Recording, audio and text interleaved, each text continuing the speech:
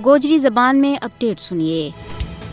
भारतीय फौज ने बड़ा पैमाने के ऊपर मकबूजा जम्मू कश्मीर में घरों के ऊपर छापा मारना, मनमानी गिरफ्तारी और मावरा अदालत कत्ल के नाल मकबूजा जम्मू कश्मीर में अपना वैश्याना क्रैक डाउन और ज्यादा बता देता है। भारतीय काबज हुकाम मुनज़्ज़म तरीका दे कश्मीरियां निशानों बना रही है। घराना मिसमार की जा रही हो और नौजवाना ना मावरा अदालत कत्ल की जा रही हो और पूरी कश्मीरी कौम ना दहशतज़दा कर देता है। गुजरिया 5 दिहाड़ों के दौरान 2000 से ज्यादा कश्मीरियों ने गिरफ्तार कर लियो है और 3 नौजवाना ना मावरा अदालत शहीद भी कर देता है। पहलगाम फालिस फ्लैग ऑपरेशन के बाद पूरी कश्मीर में काटते काट 1 दर्जन से ज्यादा मकानात ना बारूद ला के उड़ा दिता है। मोदी हुकूमत का जबराना हथकंडा के बावजूद कश्मीरी अपनी जदोजहद आजादी के वास्ते साबित कदमी के नाल डटिया हुआ है। इसी वजह से कश्मीरियों ना इंतकाम को निशाना बनाया जा रही है। मोदी का दौर इक़्तिदार विच भारत के अंदर जुल्म सितम के विच बड़ी हद तक बाद होया है, खासकर मुसलमानों के खिलाफ जहर उगले जा रही है। पहलगाम हमला के बाद विच इस खिता के अंदर जंग जैसा माहौल पैदा कर देता है और पाकिस्तान के खिलाफ भारतीय मीडिया जहर उगल रही है।